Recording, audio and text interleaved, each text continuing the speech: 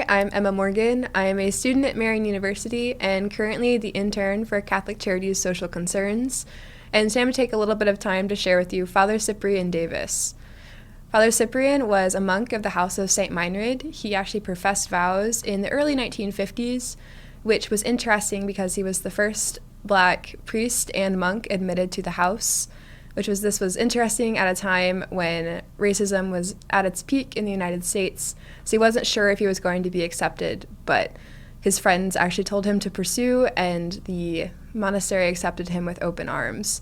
And actually, when the civil rights movement started in the 60s, he was allowed by the archabbot to participate in the March on Washington, where MLK gave his famous I Have a Dream speech, and in the March on Selma, which is a big turning point for the civil rights movement and the act. So he was very big participant in that movement. He also, back on the monastery side, was really big in the participation and writing of Brothers and Sisters to Us, this document about racism created at that time, and received a grant in the late 90s to write a book that was compiling a lot of his work, his life's work actually, from the period of the civil rights movement on until his death actually in 2015, that compiled the history of Black Catholics in the United States, basically from as far back as he could go until the present moment.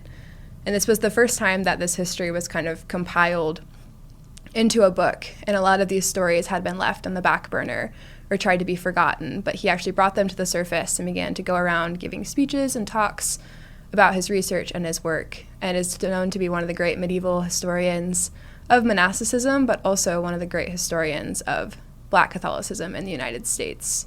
And I think this is really interesting for all Catholics to understand, because a lot of stories of Black Catholics and a lot of our brothers and sisters in Christ are tried to be hidden and tried to be pushed away. But he was really important on recognizing your identity and knowing your purpose as a child of God and bringing that to light and bringing that to the surface and allowing that to change how you worship and how you build community. So he was really big in creating this atmosphere of community, of knowing yourself and knowing your neighbors and allowing that to change your heart into social action. And another, I think, really interesting and inspiring piece about Father Cyprian was his lack of fear in trying to make his life situation work in the ways he wanted to pursue action. Because being a monk, they're often thought of being cloistered and being very contemplative and internal and within their community. But he also had this urge to educate his community and grow spiritually, but also go out and serve. So he didn't let his status as a monk change his desire to participate in the civil rights movement. Just as we shouldn't let our vocation or our status of life, our age, what we think we can offer, limit us in our pursuit of the good, in our pursuit in sharing each other's stories and sharing the good word.